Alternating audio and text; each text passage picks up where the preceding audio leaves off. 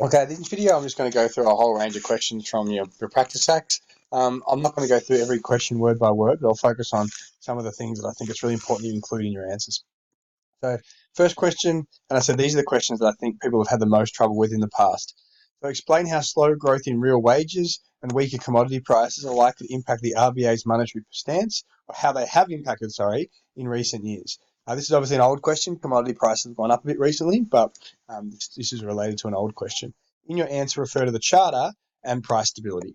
So if you look at the mark allocation, 1 mark for understanding price stability in the charter, and then you're getting a whole 2 marks for explaining how slow real wage growth might impact the RBA's decision, and then 2 marks for explaining how weaker commodity prices might impact the RBA's decision. Make sure you elaborate on the impact each factor is likely to have on inflation. That's what I'm not seeing in answers, is there's too much spent time talking about the charter and not enough time analysing each particular factor.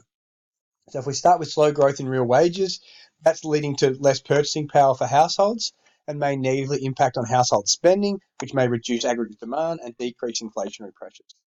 Okay, because of that, similarly, weaker commodity prices have also reduced inflationary pressures because that has a negative impact on national incomes because mining companies' profits go down, therefore they pay less wages, less dividends. So you need to really clearly state the impact that both things have on inflation. Slow real wage growth is reducing households' purchasing power, which keeps pressure down on inflation, and the weaker commodity prices over recent months have also limited incomes in the mining sector, which flows on to lower spending as well. These two disinflationary forces, so keeping inflation low, are contributing to an outlook where inflation is below, this has changed a little bit now, so it's now below the 2 to 3% range. Given the RBA's price stability goal is achieved, or we're below the goal, they can focus then on trying to implement a more expansionary stance, try and stimulate jobs and try and stimulate growth. So the trick with this question is you're spending a sufficient amount of time analysing each factor and its impact on inflation, just like you would with a 2-mark question where you're just doing one factor and then linking it back to the charter. This question asks you how relatively high levels of household debt are likely to make interest rate cuts less effective in stimulating demand, and what implications does this have on the monetary policy setting. This last part is the bit that I'm not seeing in answers. So basically, you need to say that in recent times, monetary policy, household debt has limited the effectiveness of monetary policy because instead of using the increased cash flow to to spend, they're using it to pay off their mortgage and deleverage. Because of that, the RBA has to further decrease interest rates to get their desired effect. So when you talk about the implications for the monetary policy setting, what we mean by that is, what does that mean that the RBA have to do? And basically have to loosen interest rates even more or cut interest rates even more to have their desired effect.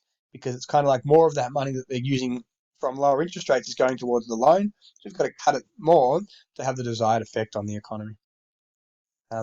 This question, one's referring to one strength and one weakness of monetary policy. Evaluate the effectiveness of a monetary policy loosening in terms of trying to stimulate economic growth. Identify a strength, identify a weakness, and then elaborating on each of them is where your marks are coming from. So monetary policy's effectiveness is enhanced by the very short implementation lag. Okay, what that means is when a decision is made to loosen monetary policy, there'll be an almost immediate reduction in interest rates, which then helps to boost real GDP. So the idea that they can quickly enter the cash market through open market operations and have the desired effect. However, monetary policy's effectiveness is currently stifled by high levels of household debt, which has reduced the potency of the monetary policy transmission mechanisms. So the most recent 25 basis point cut in August, again, these questions are a little bit old, has boosted household discretionary incomes, but a lot of that money is being spent towards paying off debt. So it's limiting both the cost of credit channel because people don't want to borrow more, and it's also limiting the cash flow channel because people are using the extra cash flow to pay off debt. They're two different things. People aren't borrowing more, and they're also using the money to pay off existing debt.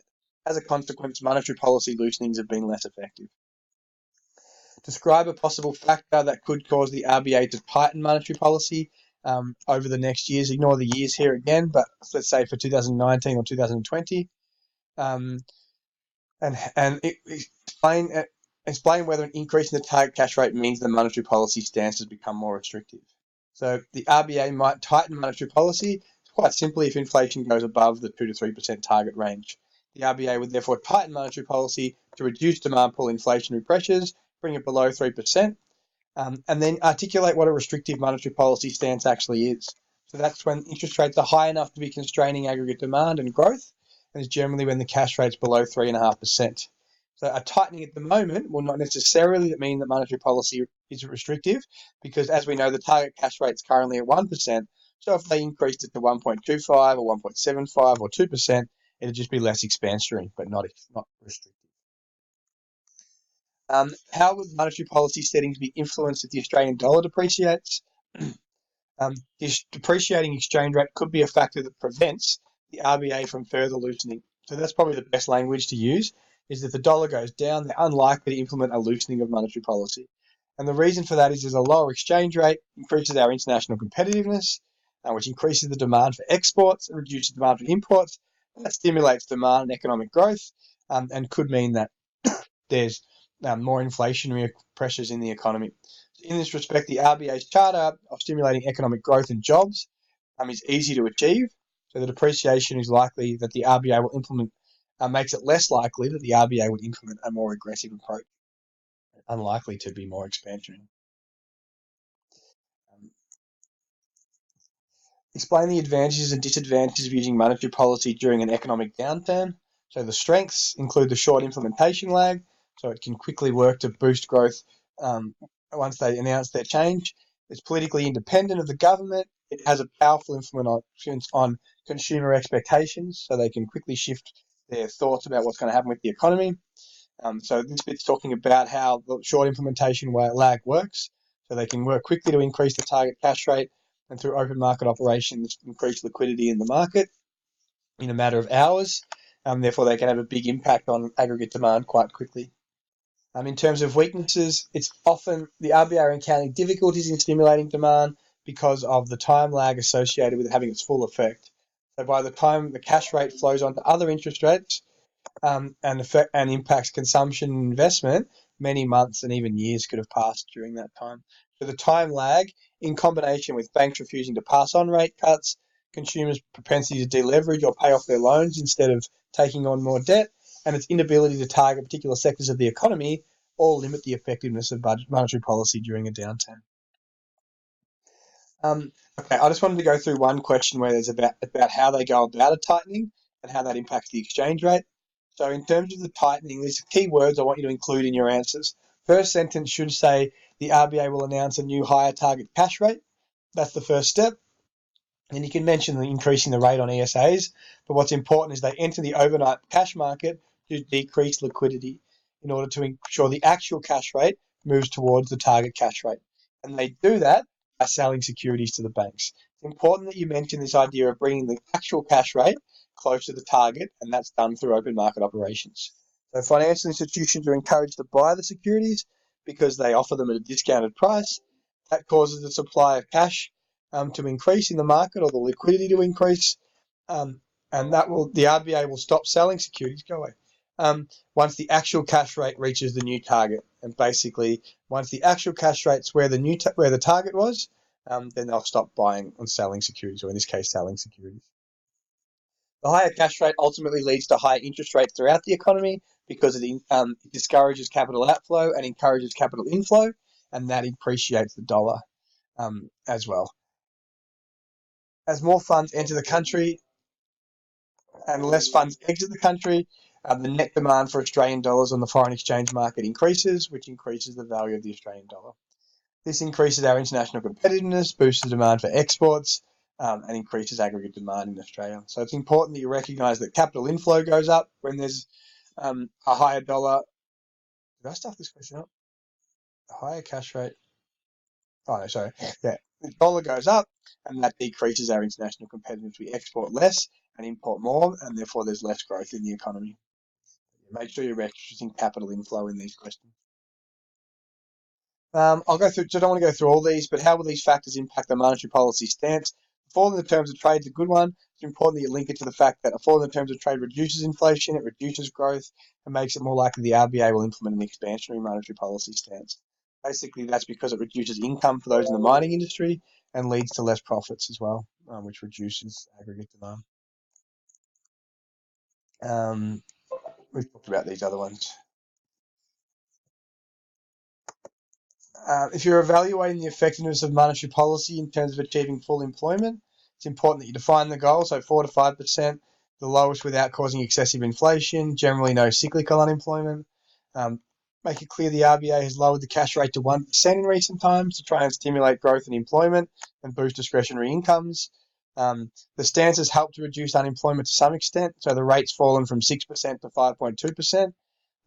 So that has had some effect, but then a lot of the new jobs have been part-time and casual rather than full-time, and unemployment is still above the target range. So its effectiveness has been limited, but it has had some impact. Many factors, including the fact that we have high levels of household debt, and households are choosing to pay off their debt instead of spending more. The bank's not passing on the full rate cuts, are actually having a negative impact on trying to achieve that goal of full employment. So making it harder for them to achieve that goal. While it's having some success, the RBA, it's become increasingly difficult because of the limitations mentioned above. Um, this one's another question about how they tighten monetary policy and then how high levels of unemployment, spare capacity, um, means the RBA is less likely to tighten. So again, mention the target cash rate first. Then they enter the overnight money market to reduce liquidity. They sell securities. Financial institutions buy them because they're at an attractive price. They stop selling securities once the actual cash rate reaches the target, and that should lead to increased interest rates throughout the economy. Spare capacity in labour markets means there's excess supply of labour and unemployment is above the NIRO. That's likely to reduce labour costs, so reduce cost push inflation.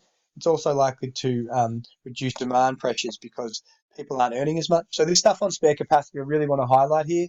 Basically, the more spare capacity in there in the market, then it'll help reduce cost push and demand pull inflation.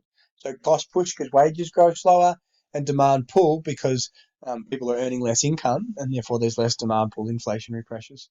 So if you do get a question on spare capacity in the labour market, that leads to less cost push because of lower wages, but also less demand pull because of lower incomes.